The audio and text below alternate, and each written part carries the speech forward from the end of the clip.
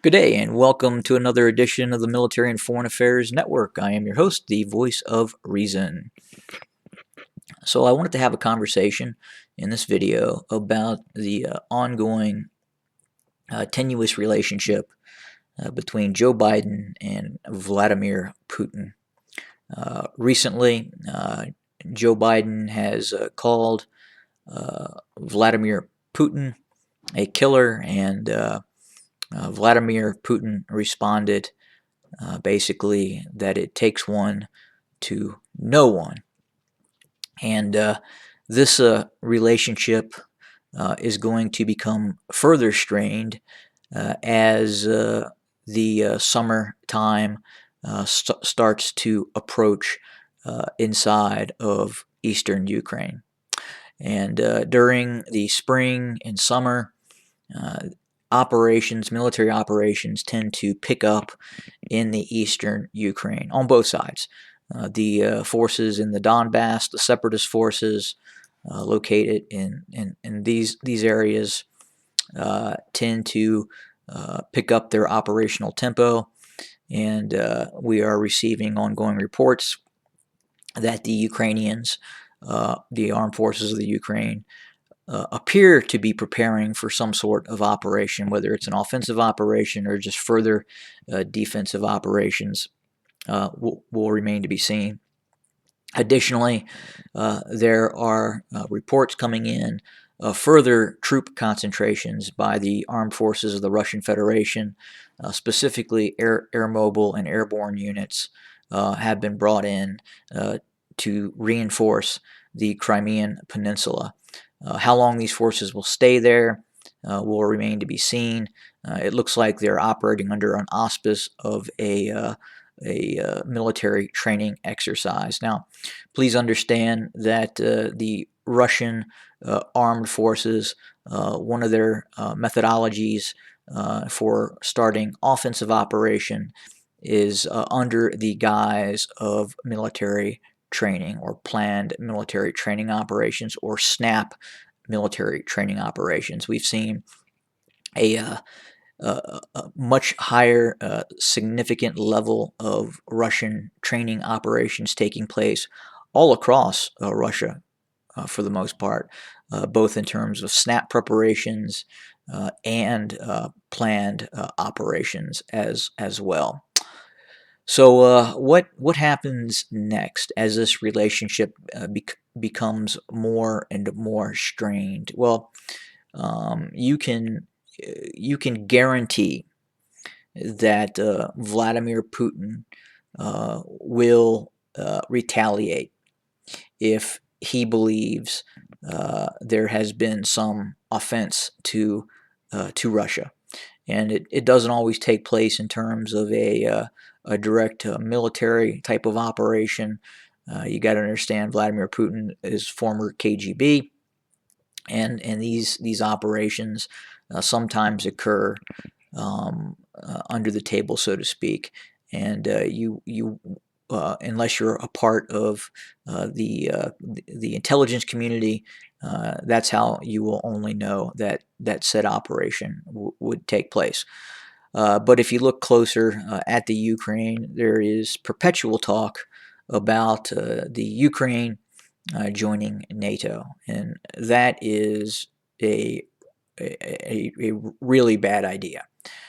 I think if we go back to the 80s, the early 90s, the 70s, 60s, just really throughout history, when the Soviet Union existed, to even contemplate that the Ukraine would join NATO was something that would be of the wildest science fiction. It was just something that living in the 70s and 80s, it was just something that we would never have seen this occurring in terms of what we're seeing now, especially the possibility of Ukraine joining NATO.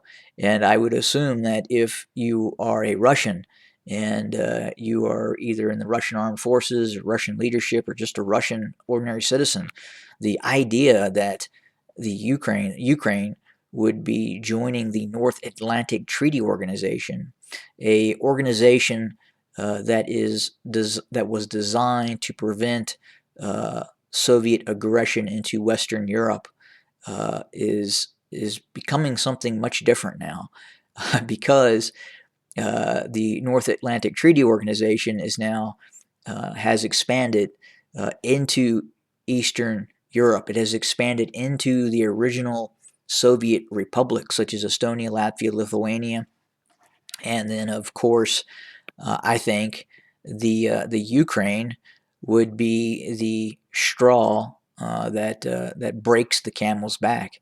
I do not believe Russia would allow Ukraine to join the Russian, I'm sorry, NATO. I just cannot see that happening. I believe that trying to get Ukraine into NATO would very quickly result into some sort of military operation.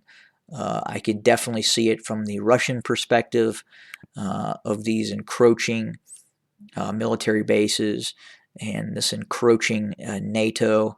What is next? Is Belarus next? Yes, possibly.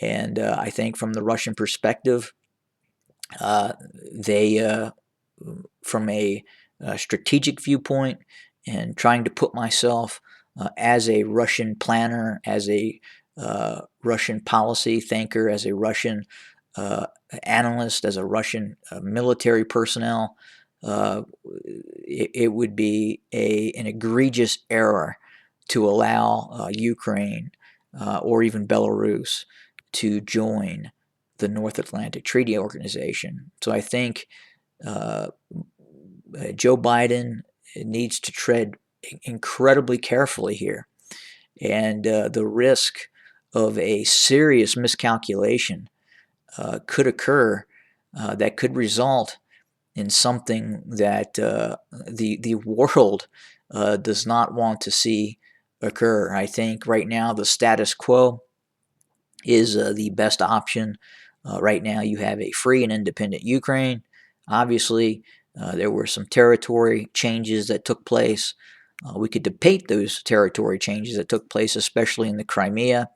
The U.S. administration is very focused on the return of the Crimea, which could encourage some Ukrainian adventurism back into the Crimea. But the concept that the Crimea is part of the Ukraine, is a part of Russia, can be debated on both sides. And as we speak right now, Russia controls the Crimea and is not going to return it. And then what happens in eastern Ukraine? What is next? I think as of right now, the status quo is next. I think Russia does not want to see any changes. I do believe, obviously, the Ukraine wants to see changes, and that could be a a miscalculation for the Ukraine to pursue operations either in Crimea or in the eastern Donetsk, Novorossiya areas, Donetsk and Luhansk. That could change the status quo and result in something that is just the cost versus loss it would just be too high, I believe, for Ukraine and the world.